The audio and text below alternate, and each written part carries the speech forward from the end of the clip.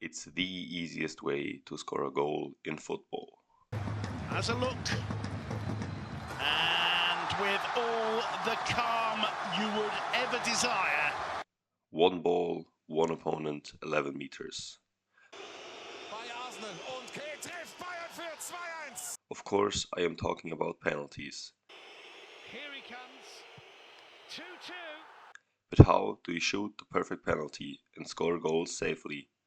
In this video, I will give you the answer. So, first of all, I distributed the goal into 4 different goal zones. The upper corners, the lower corners, the middle, and semi-high on the side. I will go through these 4 goal zones now and discuss whether or not they are good options. Let's start with the upper corners. The upper corners are the hardest one to hit, but it's also the easiest to score a goal in. If you place the ball good into the upper corner, it's basically impossible for the keeper to save it, because the keeper has to travel the longest distance to get to the upper corners. The problem here is that there is the possibility to shoot over the goal and look really silly, as you can see here. But if you are sure you can hit the upper corners consistently, then this is the way to go. Let's continue with the middle. Here is Andrea Pirlo against Joe Hart, and that. The middle is a little bit different to the other ones, because in all of the other goal zones you want to shoot the ball as hard as possible, and you also want to place it as good as possible. In the middle you want to shoot a slow ball, because the goalkeeper has to dive out of the way for you to shoot the goal. But there is the possibility to look really old if the goalkeeper stands still. I wouldn't recommend to shoot in the middle, especially if you play in lower leagues, as a lot of the keepers stand for a longer time, which means that they will understand that you shoot in the middle and just stand there, which means that you are the one looking really old. Let's continue with the middle side.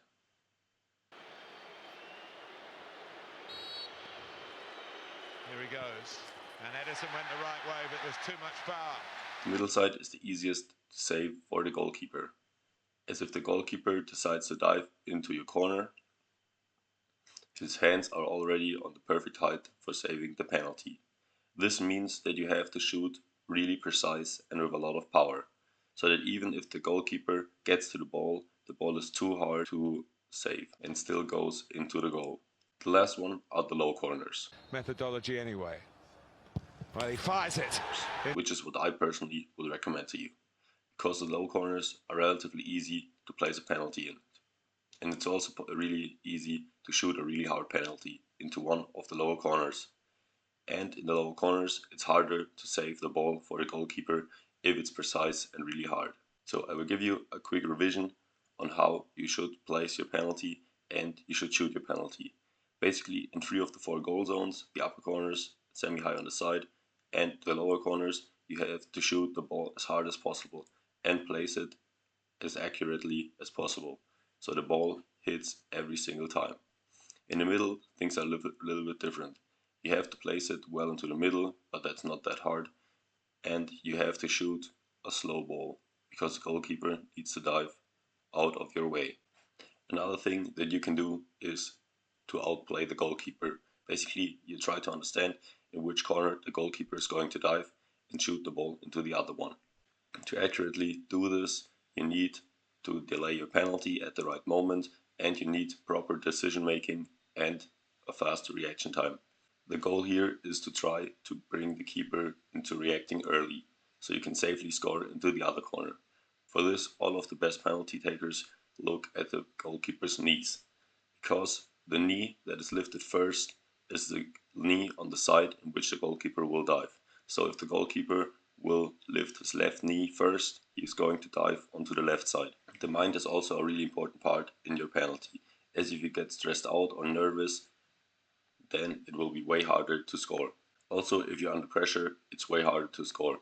Have you ever taken a penalty in training and thought it was easy, and then taken a penalty in the game and felt that it was way harder? That's because of the pressure. So what can you do about it? First of all, try to get into a flow state. Flow state is a state in which you're not thinking and you're just doing. For this, you should develop a routine. For example, always place the ball the same way or go back the same amount of steps, or always do a step to the side before you start your penalty. And if you're not trying to outplay the goalkeeper, you should decide in which corner you shoot before you start your penalty. This is because if you start to think during a penalty, then it's most likely for you to miss the penalty. And if you have decided earlier, it's way easier for you to focus on the main task, shooting the goal. So, what is the perfect penalty now? With all of this in mind, the perfect penalty can't really be defined, as there are just too many different ways to score a goal in a clean fashion. With this in mind, basically every single penalty that results in a goal is nearly perfect. I know you can also have a terrible penalty and shoot a goal, but those are rather rare. So, place your penalty well, shoot with the right strength, and have a clean mind, and you will score a lot more goals with penalties. If you got any value out of this video, feel free to leave it a like and subscribe to the channel. You can ask any sort of questions regarding the topic in the comments below. Have a great day. Bye.